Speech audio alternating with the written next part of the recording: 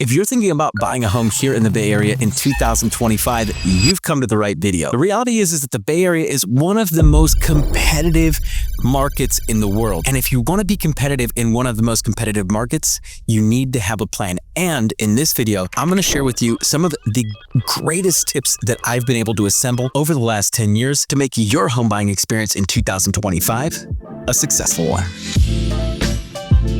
For those of you who are new to the channel, my name is Gould. I'm the CEO of Selling Silicon Valley, and over the last decade, I've helped hundreds of families and sold over $250 million worth of residential real estate here in the Bay Area. So I know a thing or two about getting it done when it comes to buying a home here in the Bay Area. And what I'm going to be sharing with you today are 3 of the most underrated tips in my arsenal when it comes to buying a home here in the Bay Area. After watching this video, you're going to walk away with some actionable strategies that you can implement into your home buying process immediately. So let's get started. Tip number 1, you can absolutely find great deals. There might be some people out there, you might have heard from your friends or your neighbors that buying a home in the Bay Area is super competitive and you're going to be overpaying and overbidding and spending way too much money, and it's probably not even worth it to buy a house, right? But all jokes aside, it is absolutely possible to find great deals here in the Bay Area. And here are 2 of my favorite strategies to help find incredible deals in the Bay Area. The first tip that I have for anyone that's looking to find a great deal is to look at homes that have been listed on the market for over 21 days. Typically in the first 2 to 3 weeks, that's when a property has the most traction. And so if a home has been sitting on the market for more than a couple of weeks, that indicates that there probably wasn't a lot of interest. Now, you might be thinking, oh, Danny, that doesn't sound great because the house there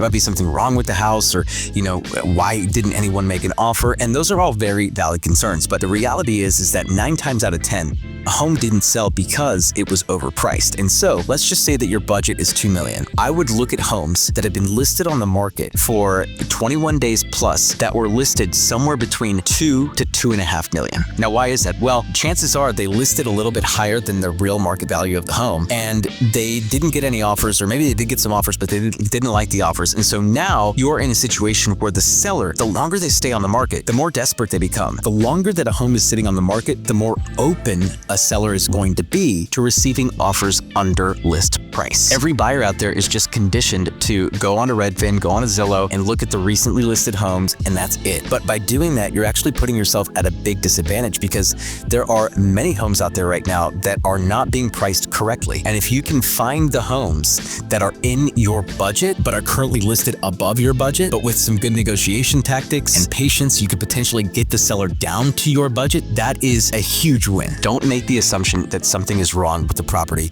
without taking a look at it for yourself. A lot of the times it's just poor marketing, bad pricing strategy, or a combination of the 2. The second strategy that I use all the time to help my buyers find great deals is identifying off-market opportunities. Off-market homes are homes that are not listed on Redfin, they're not listed on Zillow, they're not on Realtor.com, they're not on any of the major websites. So you might be thinking, dang, well, if they're not listed, then how would we know that they're for sale? Well, you have to be in touch with an agent that has access to these kinds of opportunities. So I subscribe to a ton of different networks. I belong to a ton of different communities, agent communities. Some of these I pay to belong to. Some of these I was invited into because I met certain production requirements. And by being in, say, the top 10% of realtors here in the Bay Area, I get access to certain networks and certain communities that other agents simply don't have access to. And these off-market deals are shared within these communities and within these networks. Now, for the purposes of this video, I'm not going to get too far into the weeds on off-market homes and how to find them and why sellers would even, consider selling their home off-market to begin with. Those are a lot of really great questions. And all of those questions are found on the webinar down below, offmarketwebinar.com. That's offmarketwebinar.com. It's a webinar that I've put together exclusively for you so that you can understand why someone would want to sell their home off market and how you can access these kinds of opportunities in 2025. Off-market homes are a great way to find additional inventory that has relatively little competition. So if you're looking for homes that are grade A properties but don't have a ton of buyers that are, making making offers on them or even know about them, off-market homes is where it's at. So make sure to register for that upcoming webinar down below, and let's move on. Tip number 2, team up with a real estate agent right away. So many buyers that I know kind of go through this process of, well, we're interested, but like we want to do our own research first, and we just want to have a good idea of like what we're getting ourselves into before we partner up with a real estate agent. And I can understand why you'd want to do that. Couple reasons. Number 1, you want some space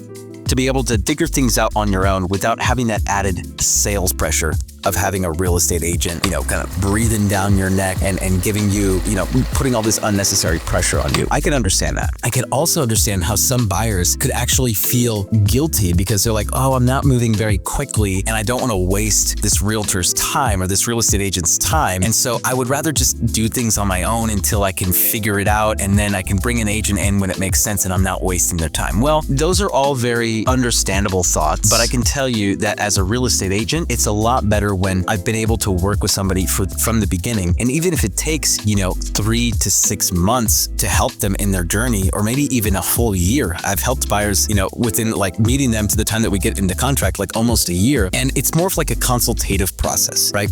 And there's a lot of advantages to doing it this way. The biggest advantage of partnering with a real estate from the beginning is that you actually circumvent a lot of the biggest pitfalls unguided buyers fall into. Pitfalls like the Redfin open house cycle. Right? That's what I like to call it, where you look at the Redfin app on Wednesday and you pick out the homes that you want to go see at open house, and you go to the open house on Saturday, and it's this like perpetual cycle of app browsing and open houses and app browsing and open houses. And while it's good to get out there and look at homes, the reality is that a lot of the best properties sell before they even go to open houses. And so here's something that you probably didn't know. A lot of the best homes, when they come on the market early in the week, Monday, Tuesday, Wednesday, a lot of buyers who are super aggressive will go with their agents who they've decided to work with, right? And the agents will take them on Tuesday, Wednesday, Thursday. And if the buyer likes it, they're not going to wait for the open houses or after the open houses to make an offer. They're going to make the offer right away. So the hungriest buyers, the most competitive buyers are the ones that are getting out there with their agents early in the week and making offers before the first weekend of open house. And so if you're stuck on this hamster wheel of like looking at open houses and browsing on the apps and not really working with an agent, you're never going to be able to really preview and look at the properties that are the cream of the crop, right? The ones that are being taken off the market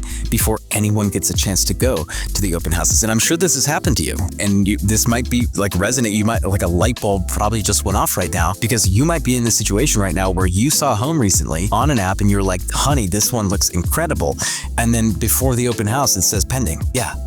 That happens all the time. Agents, like I mentioned before, can also provide insider access to off-market opportunities. So being able to access homes that aren't publicly available online, that is a big advantage to working with an agent. They can also act as a consultant, really guiding you through the process early on and making sure that you're not making any mistakes. Mistakes with your loan pre-approval. A great agent will help you throughout the various stages of the home buying process, not just like opening up a door for you and writing up an offer, but actually acting as a consultant through every phase of the buying journey. Now, for me to sit here and list out all of the unique advantages of teaming up with a real estate agent early on in your home buying process, that would take me hours to really list that out, because there really are that many advantages. But what I can assure you is that if you work with a great agent who takes a consultative approach, not the sales approach where they're going to breathe down your neck and make you feel bad that you haven't bought a house in a week, right? Because I get that. There's a lot of agents out there that are like that, and you want to avoid those agents like the plague. But if you can work with someone that truly cares about you, cares about your success, and treats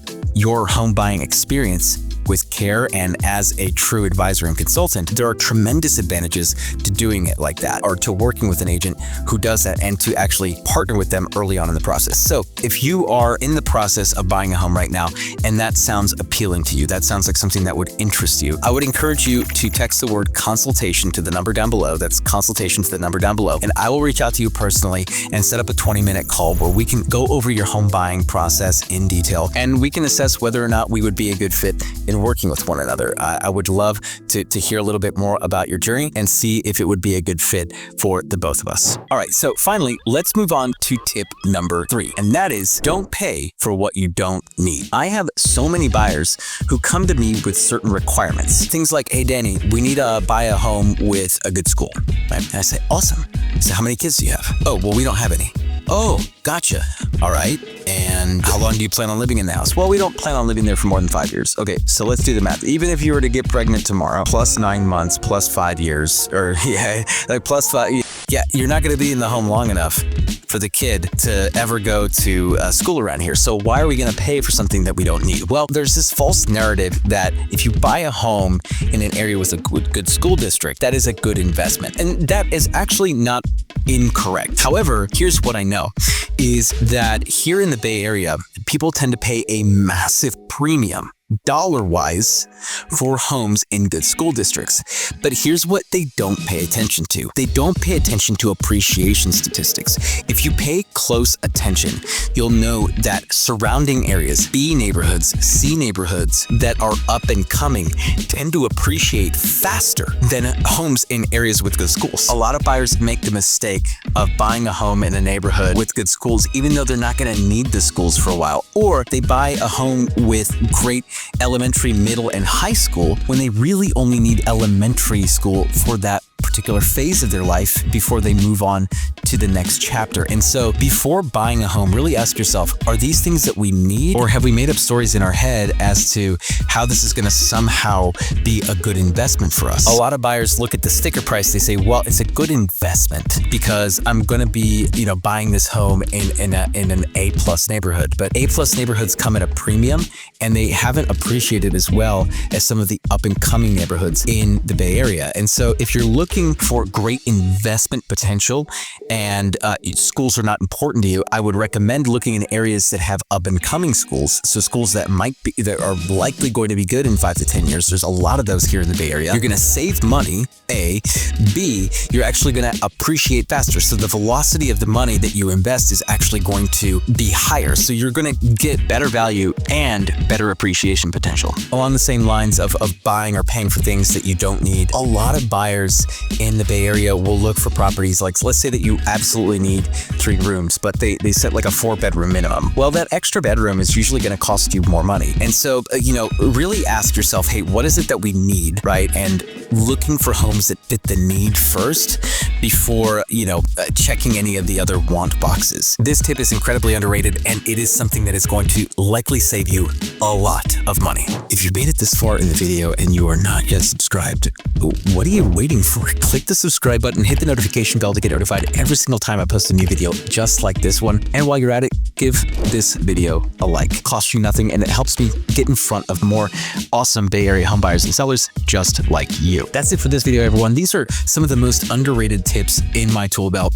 but they are incredibly effective, and hopefully you found some value. This is Danny Gould, everyone. I'm selling Silicon Valley, and I will catch all of you in the next video.